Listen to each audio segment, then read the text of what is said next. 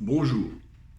Aujourd'hui, je vais vous parler de la correction en peinture. En fait, la correction est quelque chose qui est souvent bizarrement perçu. Pour certains, la correction peut être vue comme une sorte de, comment dire, de sentence qui est donnée sur le travail. Et donc, c'est pas forcément agréable. Pour d'autres, la correction est une humiliation. De quel droit tu te permets de me corriger, etc. En fait, nous-mêmes, qui avons fait quelque chose, n'aimons pas vraiment nous corriger aussi, parce que ça veut dire de nouveau travailler, améliorer, etc. Or, je prétends que la correction est la base même de la progression. Beaucoup de personnes ne font rien de peur, justement, d'être obligé de corriger, de travailler. Or, si on ne fait rien, c'est sûr qu'on ne progressera jamais.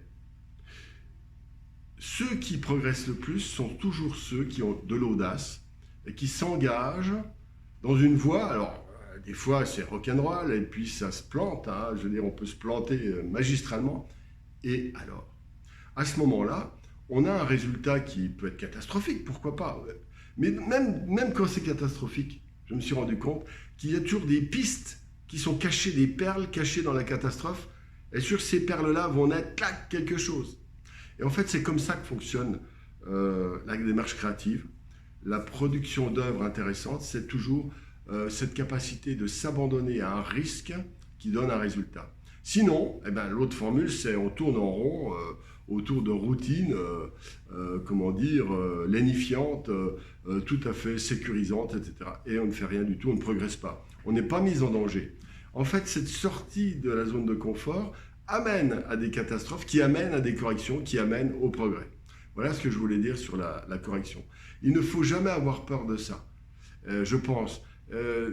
Réfléchissez à ça, faites-en votre propre réflexion, parce que je pense qu'il est très important que nous devions les empereurs d'un territoire de la taille de nos chaussures, et donc il est hors de question que je vous dise, il faut faire ci, faire ça. Mais sur la correction, pensez bien à ça, cette capacité à vous corriger. Par exemple, quand vous avez fait une erreur, vous pouvez voir, vous vous dites, tiens, c'est trop rouge, ou c'est pas assez foncé, c'est trop dessiné, c'est trop... Et en fait, simplement en regardant le travail que vous avez fait, que ce soit au pastel, en peinture à l'huile, à l'acrylique, vous pourrez, dans ces erreurs, voir une infinité de petites choses. Alors, vous pouvez le regarder de manière intellectuelle, mais c'est pas, je ne vous le conseille pas. Je conseille, quand vous regardez votre propre travail, ou le travail des autres, bien sûr, c'est de regarder de plusieurs manières.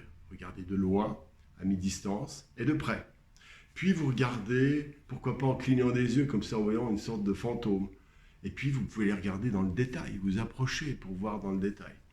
Et puis, parfois vous regardez machinalement, en prenant un café, en discutant, vous regardez d'un coin de l'œil, et vous nourrissez l'ensemble de vos capacités cérébrales, celles qui correspondent bien sûr à la vue, mais aussi au son, à l'ambiance dans laquelle vous êtes. Comment dire, vous pouvez, avec la partie qui est analytique en regardant, mais aussi celle qui est un petit peu rock'n'roll, floue, cerveau droit en fait. Eh bien, vous pouvez regarder de plein de manières différentes, et de ça va naître une sorte de synthèse, une sorte de... Et à un moment donné, vous auriez une solution qui va résoudre pas le problème, mais une partie du problème. Mais il faut savoir aussi que ce problème de la correction est infini. Ça ne s'arrête jamais. Et heureusement, vous imaginez, vous êtes peintre, vous faites un tableau, c'est parfait. Vous en faites un autre, c'est parfait. Un troisième, c'est parfait. Vous en faites 10 par jour, parfait. En fait, le problème n'est pas ce que vous peignez, mais l'impact dans votre vie intérieure, dans votre compréhension des choses, dans votre mûrissement, dans votre poésie intérieure, à mon avis. Voilà pourquoi n'ayez pas peur de la correction. C'est un jeu extrêmement agréable. Et quand on le joue avec détachement, avec amitié, avec d'autres personnes, ça devient une sorte, un peu comme on joue aux échecs, un outil incroyable de progression. Voilà ce que je voulais vous dire sur la correction positive, amicale, bienveillante, qui nous permet d'avoir aucune limite, je précise bien, dans notre capacité à progresser.